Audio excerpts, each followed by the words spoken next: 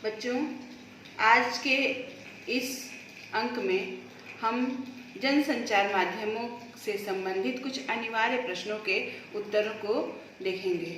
इसके पहले मैंने जनसंचार की पूरी रूपरेखा आपको बता दी है। आइए देखते हैं जनसंचार माध्यम के परीक्षा की दृष्टि से कुछ अनिवार्य प्रश्नोत्तर।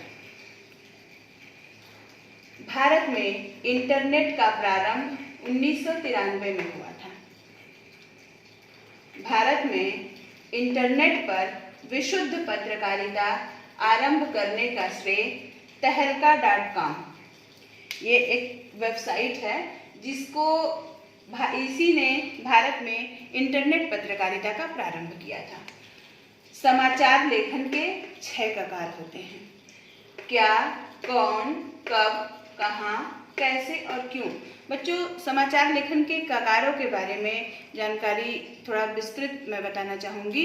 ककार का तात्पर्य होता है कि ये समाचार लेखन की ऐसी कसौटी है कि जब कोई भी पत्रकार अपना लेख कार्यालय में प्रस्तुत करता है तो वहाँ जो कौन सा समाचार पत्र में छपने योग्य है या नहीं है, इसका निर्णय करने वाले जो सदस्य होते हैं उनके लिए समाचार लेखन की एक कसौटी है। कसौटी जिस पर उस समाचार पत्र को में छपने वाली खबरों को परखा जाता है। तो ये ककार ही वो कसौटी है जिस पर समाचार ये निर्धारित होता है कि कोई भी खबर न्यूज़पेपर में छपेगी अथवा नहीं। इसके लिए इन 6 जिज्ञासाओं को, जो भी लेख समाचार पत्र में छपता है उसमें इन 6 जिज्ञासाओं का यदि समाधान होता है तो वह एक उपयुक्त लेख है और उसको समाचार पत्र में प्रकाशित किया जा सकता है। इसलिए इसे समाचार लेखन के ककार कहा गया है। 6 ककार होते हैं: क्या, कौन, कब, कहाँ, कैसे और क्यों। विचारपरक लेखन। विचारपरक लेखन के अंतर्गत लेख, टिप्पणी, संपादकीय तथा स्तंभ लेखन आता है। पर्यावरण से संबंधित कुछ महत्वपूर्ण पत्र पत्रिकाओं के नाम जो परीक्षा में विगत कई वर्षों में पूछे गए हैं, ऐसी पत्रिकाएं हैं: Paryavaran Abstract, Down to Earth, National Geography. Bharat का पहला छापाखाना गोवा में सन 1556 ईस्वी में खुला था। मुद्रण का प्रारंभ चीन से माना जाता है और यह 886 ईस्वी में माना जाता है।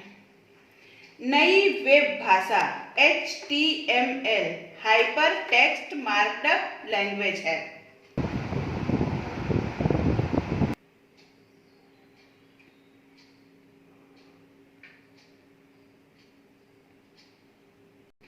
पत्रकारिता की दृष्टि से हिंदी की सर्वश्रेष्ठ साइट BBC है।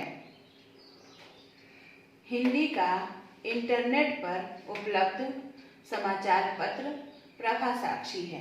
प्रभा साक्षी एक ऐसा समाचार पत्र है जो केवल इंटरनेट पर उपलब्ध है, यह प्रिंट रूप में नहीं प्रकाशित होता है।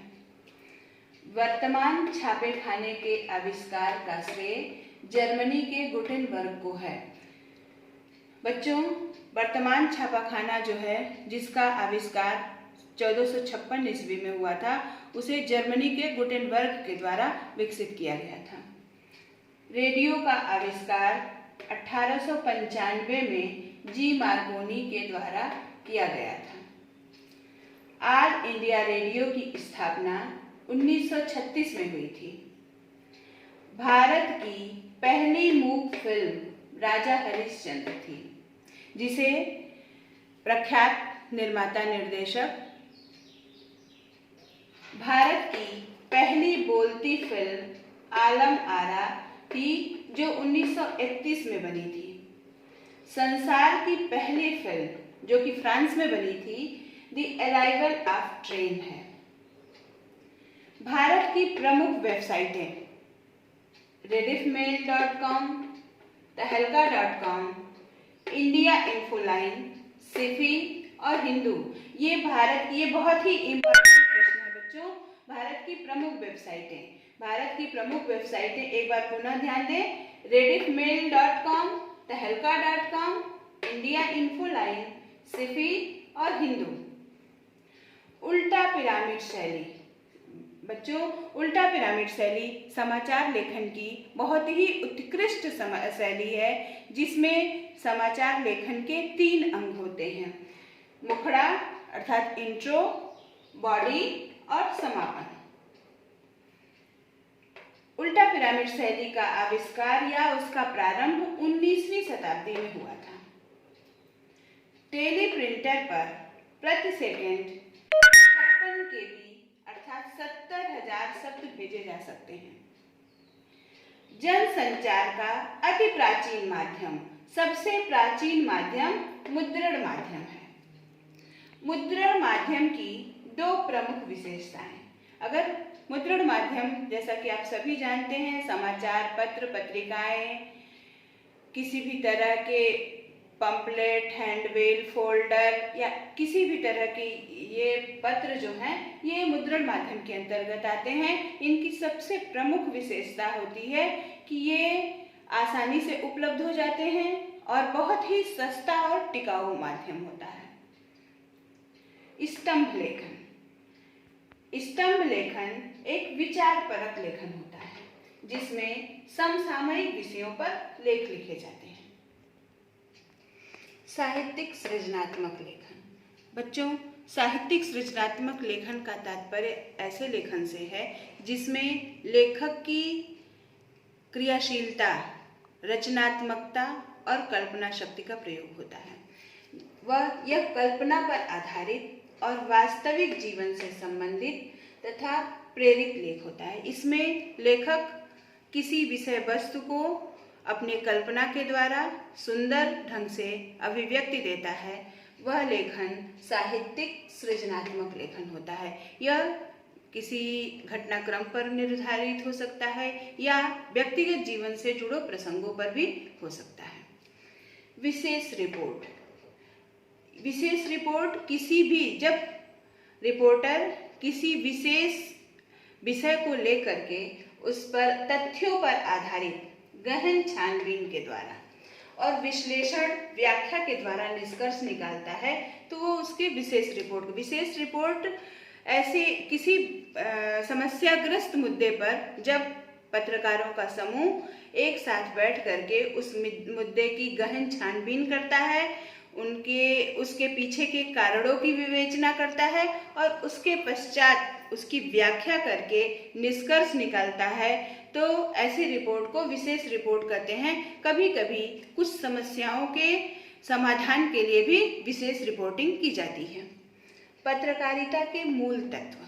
पत्रकारिता का मूल उद्गम का मूल कारण क्या है? किस लिए पत्रकारिता प्रारंभ हुई?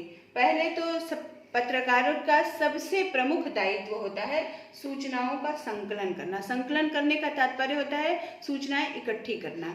पत्रकार विभिन्न माध्यमों से जगह जगह भ्रमण करके अपनी दृष्टि के अनुसार सूचनाएं एकत्रित करता है, फिर उनका संपादन किया जाता है, फिर उन सूचनाओं को समाचार पत्र के ऑफिस में उनका संपादन किया जाता है और फिर उसको दर्शकों तक पहुंचाने की व्यवस्था की जाती है। तो सूचनाओं का संकलन, संपादन और दर्शकों तक प्रेषित करने की पूरी प्रक्रिया जो है वो पत्रकारिता के अंतर्गत आती है।